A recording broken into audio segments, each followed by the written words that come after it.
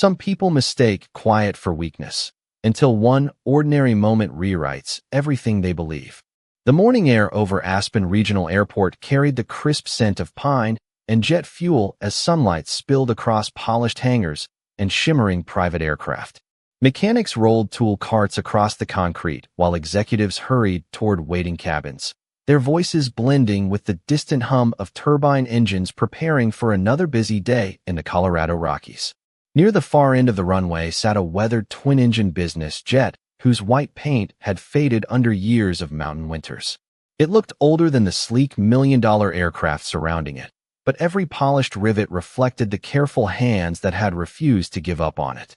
Caleb Morrison tightened the final inspection panel with steady fingers before stepping back to study the aircraft with quiet satisfaction.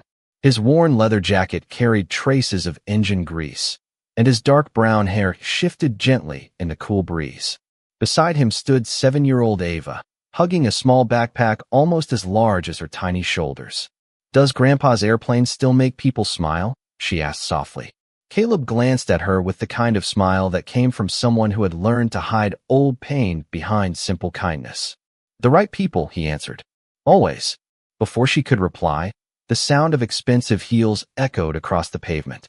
A sleek black SUV stopped beside the neighboring hangar, and Madison Whitaker stepped out wearing a tailored cream-colored coat, designer sunglasses, and the effortless confidence of someone accustomed to owning every room she entered.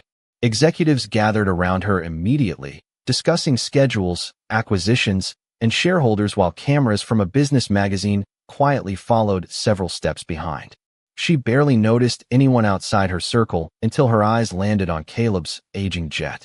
She slowed, removed her sunglasses, and tilted her head with amused disbelief. "That aircraft still flies?" she asked, loud enough for nearby pilots and mechanics to hear. Several people chuckled.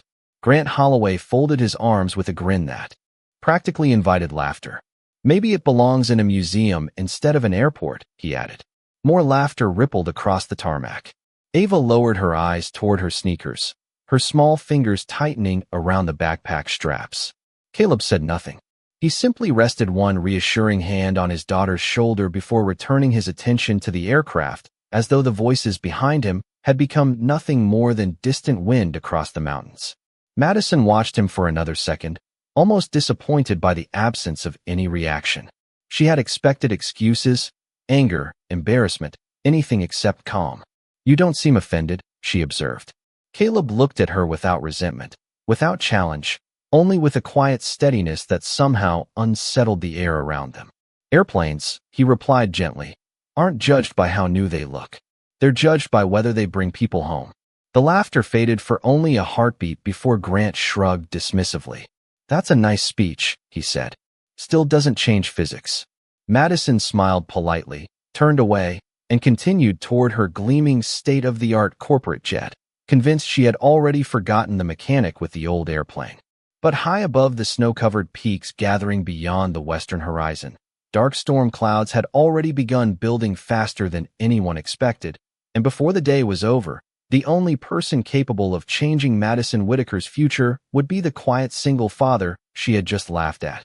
Caleb Morrison waited until the black sport utility vehicle disappeared beyond the executive terminal before he reached for a clean shop towel and quietly wiped an invisible fingerprint from the polished aluminum beneath the cockpit window. Ava watched him for a long moment before slipping her small hand into his. "Daddy," she whispered, "is our airplane really old?" Caleb looked toward the snow resting on the distant Rocky Mountain peaks before smiling gently. "Old enough to have stories," he answered.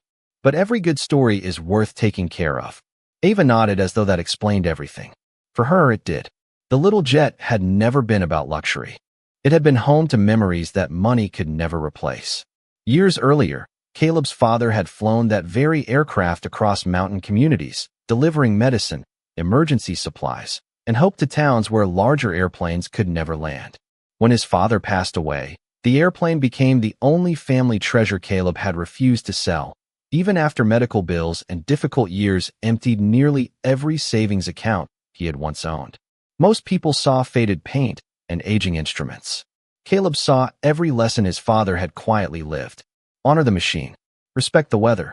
Bring everyone home. Inside the modest maintenance hangar, warm air carried the familiar scent of hydraulic fluid, fresh coffee, and polished steel. Caleb carefully logged inspection notes into a weathered notebook instead of an expensive digital tablet. Every number mattered. Every bolt mattered. Every flight deserved respect before confidence.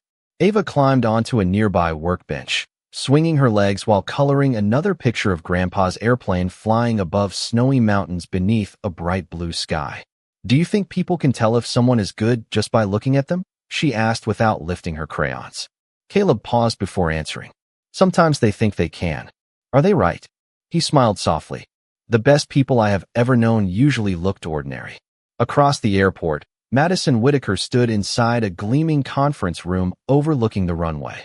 Floor-to-ceiling windows reflected charts, contracts, and projected growth reports while executives discussed acquisitions worth hundreds of millions of dollars. Grant Holloway pointed towards several aging hangars displayed on the development map. "Those buildings should come down first," he said confidently, "including the independent maintenance shop. It is wasting premium runway space." Madison barely glanced at the photograph. "Who owns it?" she asked. "Some mechanic named Caleb Morrison," Grant replied. "Small operation. Old equipment. One outdated business jet." Madison signed another document without hesitation. "Make a reasonable offer. If he refuses, we will find another solution." Her attention immediately returned to quarterly forecasts, but for reasons she could not explain, the image of the quiet mechanic refusing to defend himself drifted back into her thoughts. There had been no resentment in his eyes, no desperation, only a calm confidence that seemed strangely untouched by embarrassment. Outside, Caleb secured the final cargo compartment latch before walking slowly around the aircraft one more time, listening to every sound the mountain breeze carried across the airfield. High above the western ridgeline, clouds gathered faster than the morning forecast had predicted. The wind shifted slightly colder against his face. He looked upward for several silent seconds before closing his notebook. Experience whispered something that radar had not yet confirmed, and Caleb had learned long ago that the mountains often spoke before the instruments ever could. The first alert arrived just after noon.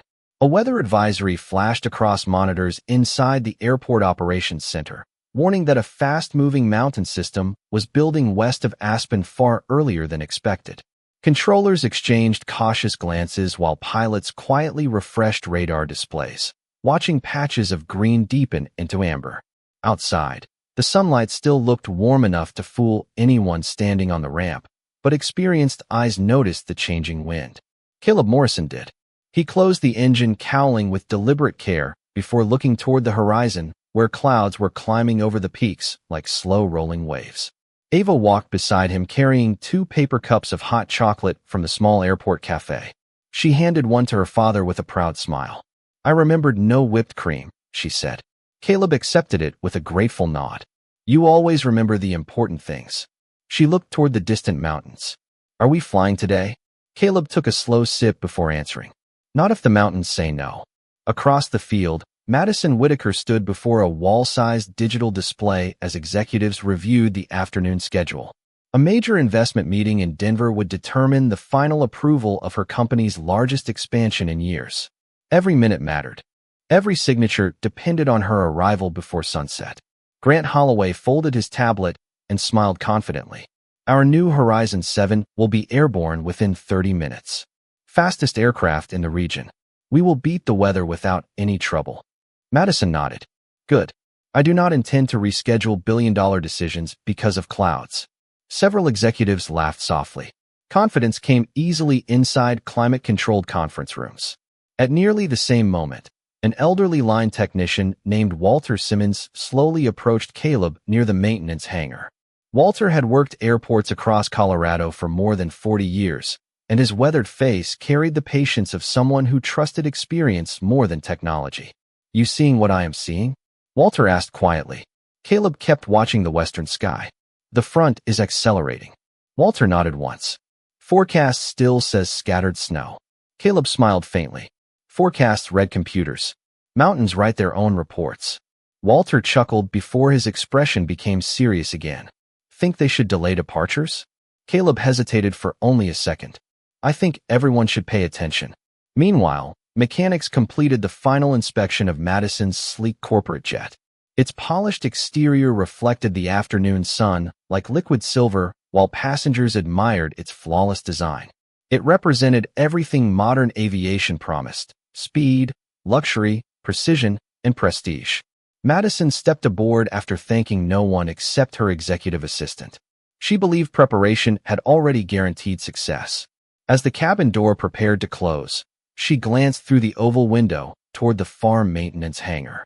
Caleb was helping Ava zip her winter coat while checking the sky every few seconds. Something about that quiet routine lingered in Madison's thoughts longer than she expected. Grant noticed her gaze and smiled dismissively. Still thinking about the mechanic? Madison looked away. No, I was thinking about timing. At that exact moment, the airport weather siren sounded once across the field. Conversation stopped. Baggage carts paused. Pilots looked upward together. Hi. Above the Rockies, the blue sky disappeared behind a wall of dark clouds advancing with surprising speed, and for the first time that day, even the newest airplanes suddenly looked much smaller than the mountains surrounding them. Edit. Snow began as a few harmless flakes drifting across the runway before the wind suddenly changed direction with startling force. Within minutes, the calm afternoon disappeared beneath swirling gray skies that wrapped themselves around the surrounding peaks like a heavy curtain. Airport radios crackled constantly as updated weather bulletins replaced one another almost faster than controllers could read them aloud. Pilots stood outside their aircraft studying the horizon with growing concern, while ground crews hurried to secure equipment before stronger gusts arrived.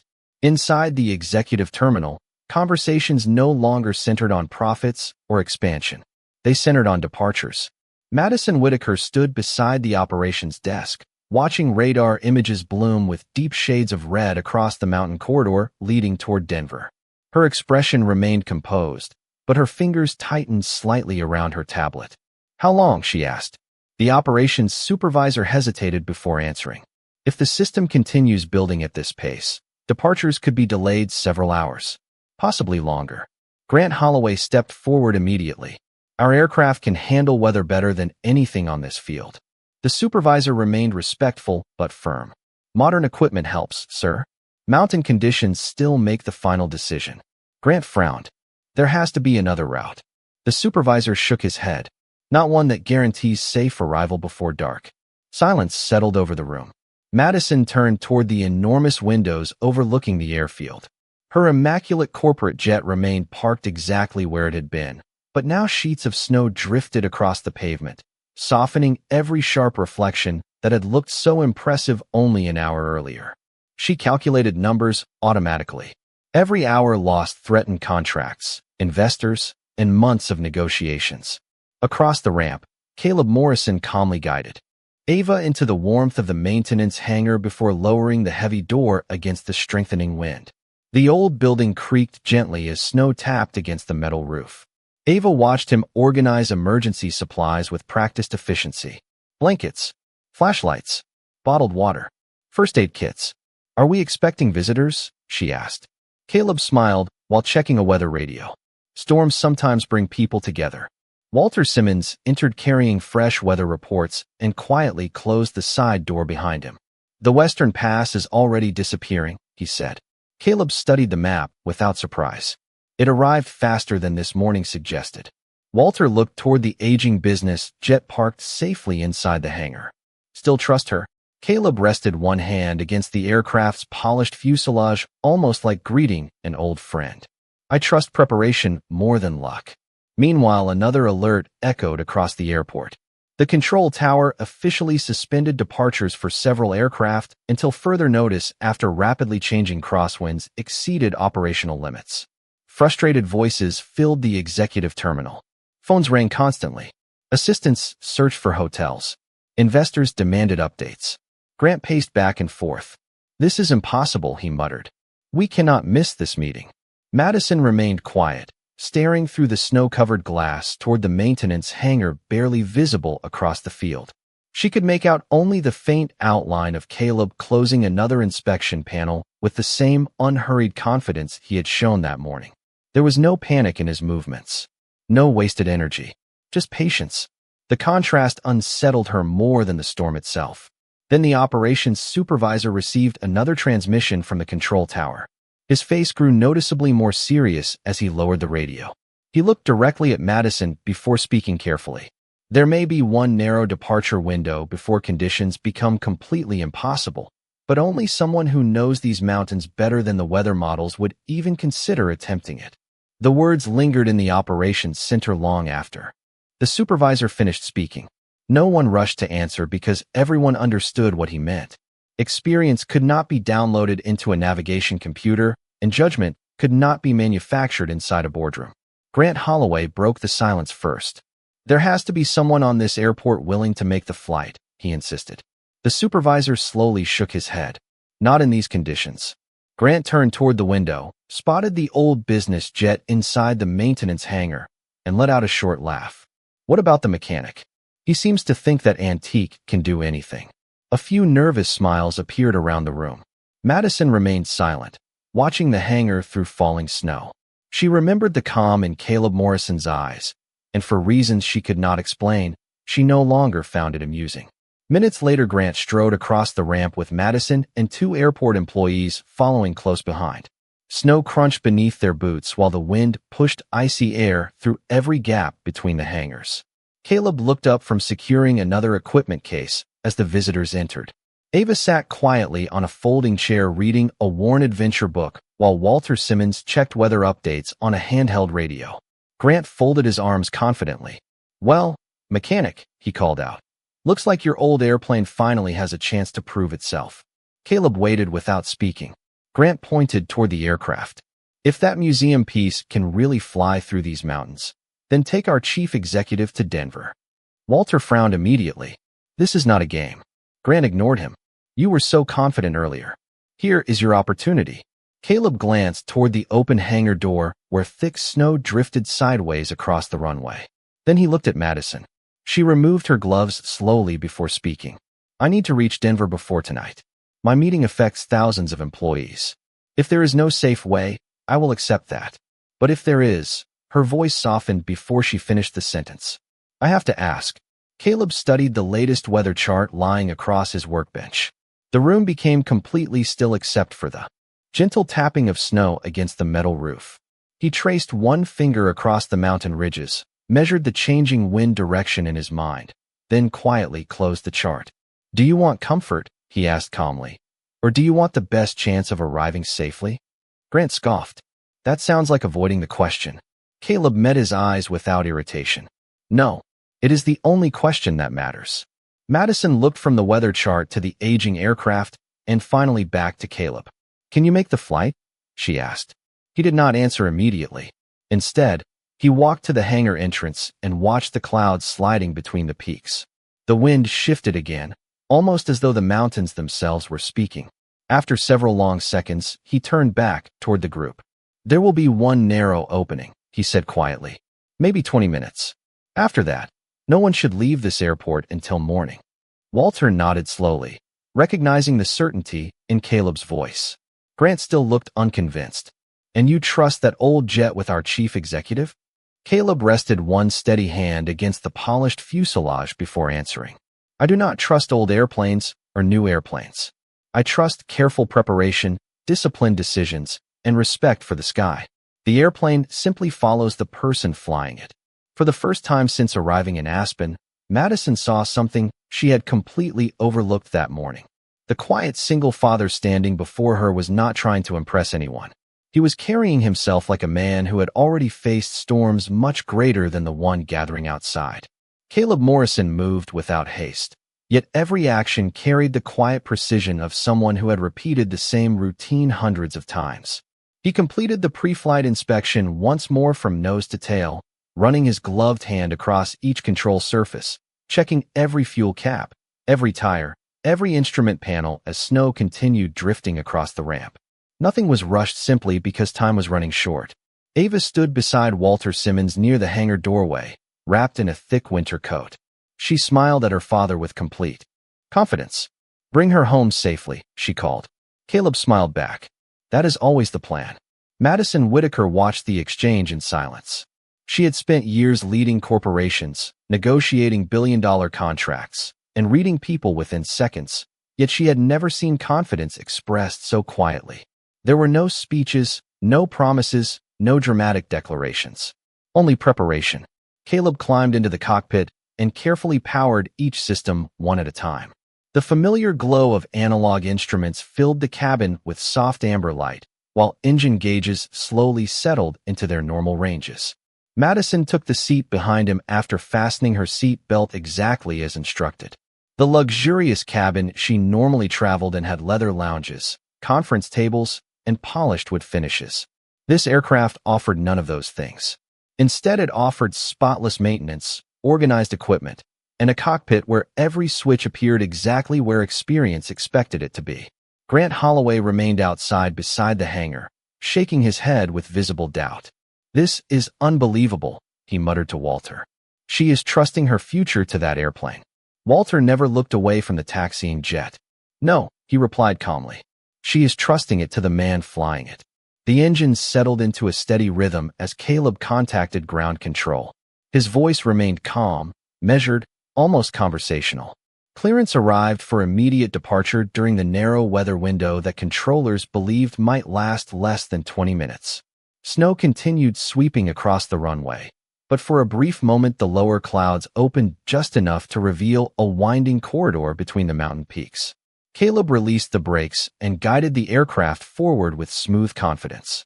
Madison watched his hands. They never gripped the controls tightly. They rested with relaxed precision, making small adjustments that seemed almost effortless. "Are you nervous?" she asked quietly. Caleb kept his eyes ahead. "Respectful," he answered. "There is a difference." She considered that answer while the aircraft accelerated down the runway. The engines produced a steady roar, and seconds later the wheels lifted cleanly from the pavement. Aspen disappeared beneath a blanket of white as they climbed toward the narrow opening in the clouds.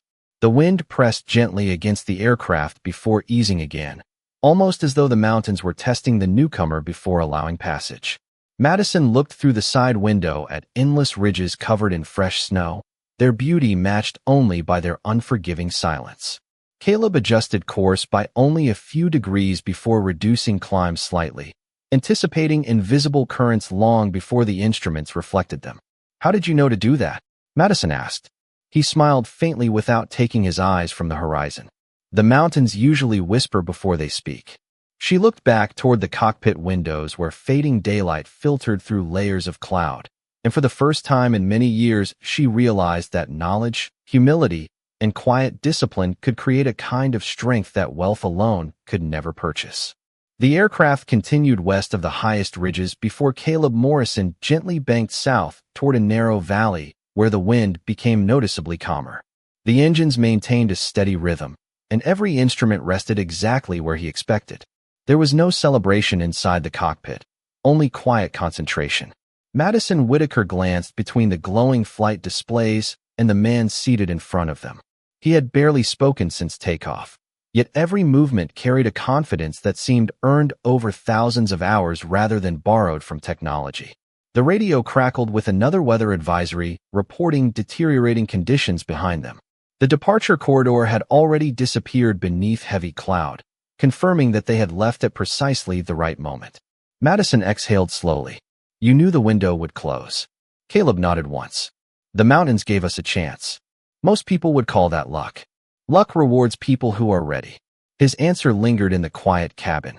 Madison looked down at the leather portfolio resting beside her seat. It contained contracts worth billions of dollars, yet none of those pages had brought her the sense of security she felt listening to one calm voice in an aging cockpit. Wanting to understand the man she had judged so quickly, she opened her tablet and connected to the limited aviation database available through the aircraft's satellite connection. She entered one simple search: Caleb Morrison. At first the results appeared ordinary. Aircraft maintenance certifications, Federal Aviation Administration inspection records, local community volunteer recognition.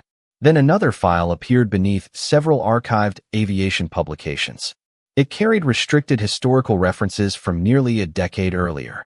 Her curiosity overcame her hesitation.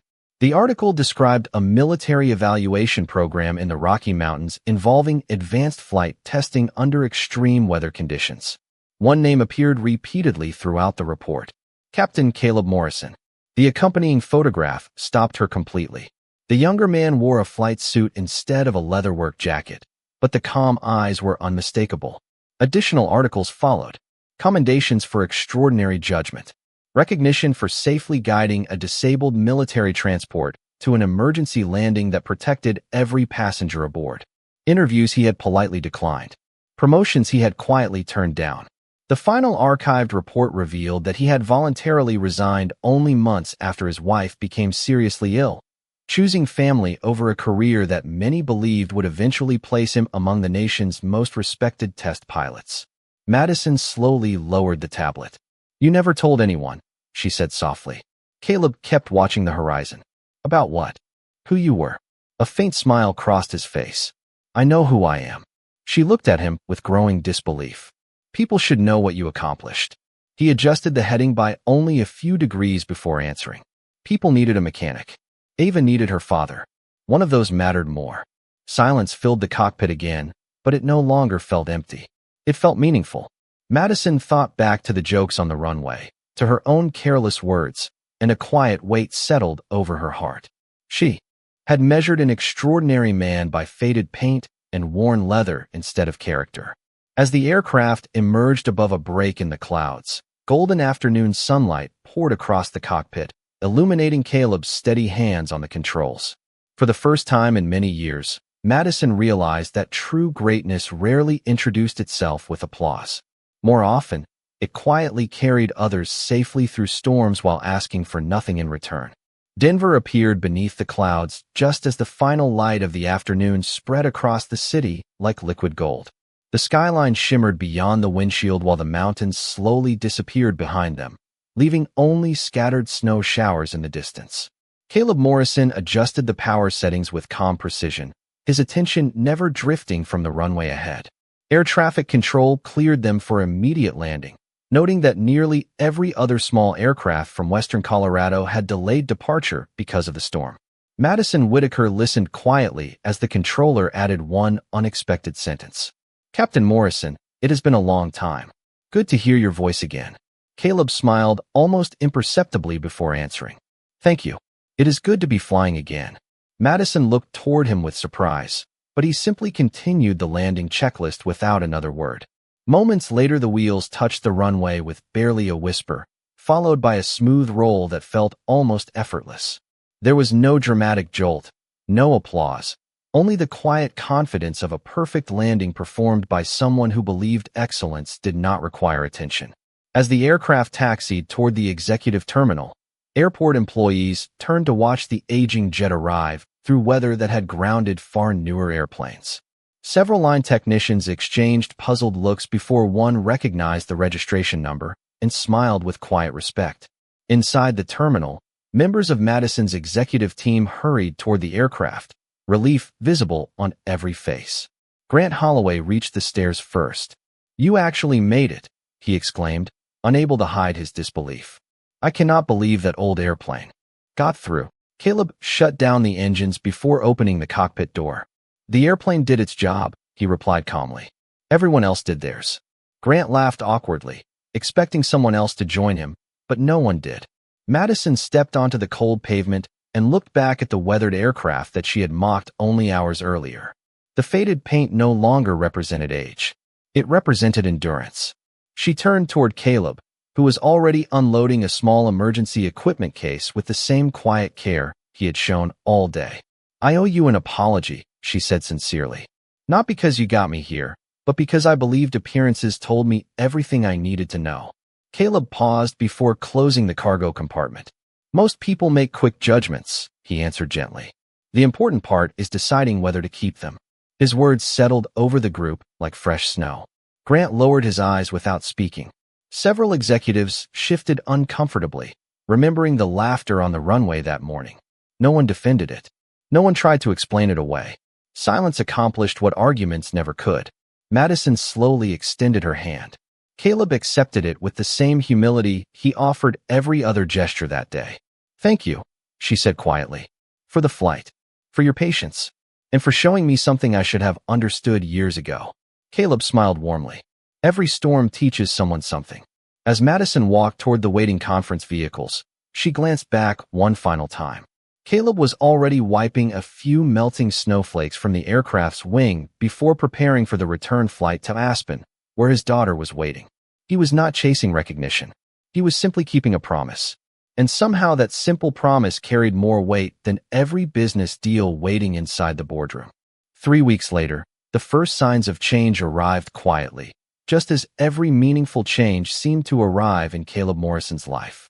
The snowstorm had long passed, and the familiar rhythm of Aspen Regional Airport returned with early morning departures, busy mechanics, and visitors chasing the beauty of the Colorado mountains.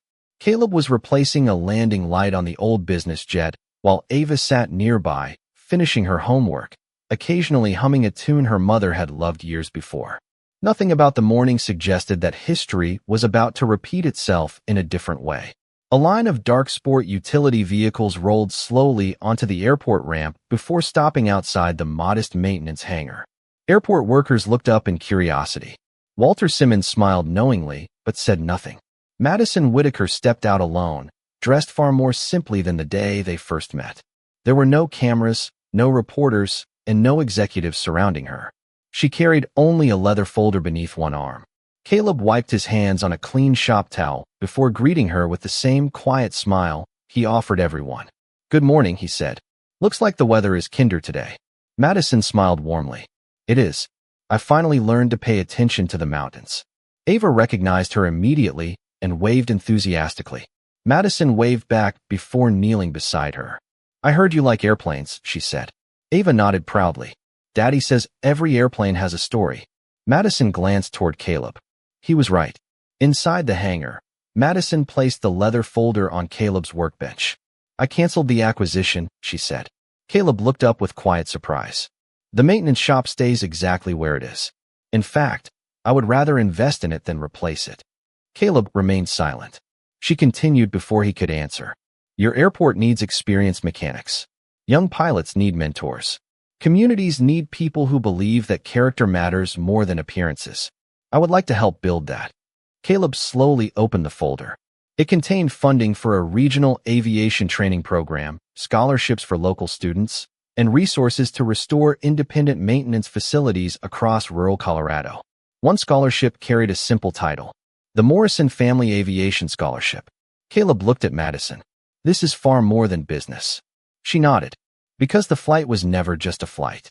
Walter quietly stepped outside, leaving the three of them alone.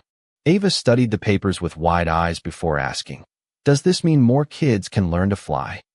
Madison smiled. "That is exactly what it means." Caleb closed the folder gently. "Thank you," he said, "but only if we remember why we are doing it." Madison answered without hesitation, "To help people get home." Caleb's smile grew a little brighter. "Then we agree." Months later, the restored hangar welcomed young mechanics, student pilots, and families from across the region. Madison visited often, never announcing her arrival, sometimes helping serve coffee during community events while listening to veterans, teachers, and children share stories about aviation. She discovered that respect earned quietly lasted much longer than admiration demanded loudly. Caleb remained exactly as he had always been, repairing aircraft with patient hands, raising Ava with steady love, and refusing every opportunity to turn his life into a headline.